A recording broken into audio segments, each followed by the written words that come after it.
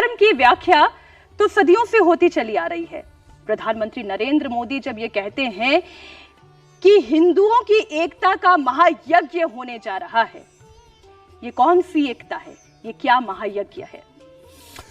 देखिए, हमारे यहाँ जो धर्म की परिभाषा की गई, धारणाति धर्म, यह ध धातु से बना है। एक सबसे बड़ी बात आप देखिए कि संस्कृत में जितने शब्द हैं सबके धातु भी होती है। धातु क्या है? उसका मूल तत्व। जैसे एक धातु है लोहा, लोहे से बहुत सारी चीजें बनती हैं।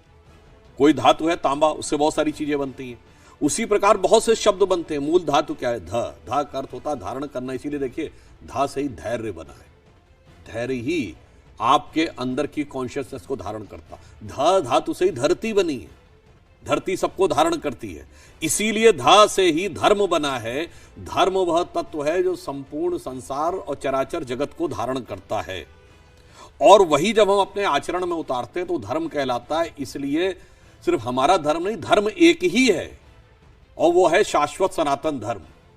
जैसे धरती एक ही है, उसके ऊपर पंथ रास्ते अलग अलग हैं, तो उसी प्रकार धर्म एक ही है, मजहब अलग अलग है, रिलीजन अलग अलग है।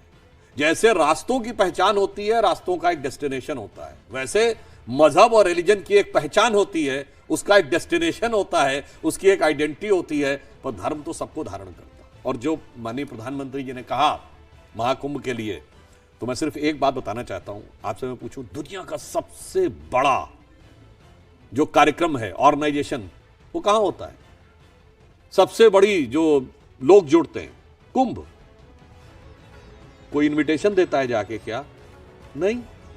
केवल एक पंचांग में आप देखते हैं कि फला तारीख को मकर संक्रांति, फला तारीख को मौनी अमावस्या, या फला तारीख को बसंत पंचमी, और करोड़ों लोग, मौनी अमावस्या वाले दिन संभवतः 4 करोड़ के आसपास लोग आने का अनुमान है, 4 साढ़े 4 करोड़ लोग, और कुल मिला के यह उम्मीद है कि 30 से 35 या करोड़ लोग तक आ सकते हैं। मैं चुनौती से पूछता हूँ, दुनिया में कोई ये बताइए कार्यक्रम जहाँ पर कि बगैर इन्विटेशन के इतने लोग आ जाते हो। यहाँ पे हिंदू धर्म की एक विशेषता आपको बताऊँ, हमारे जितने पर्व हैं वो सेलेस्टियल क्लॉक से भी गवर्न है।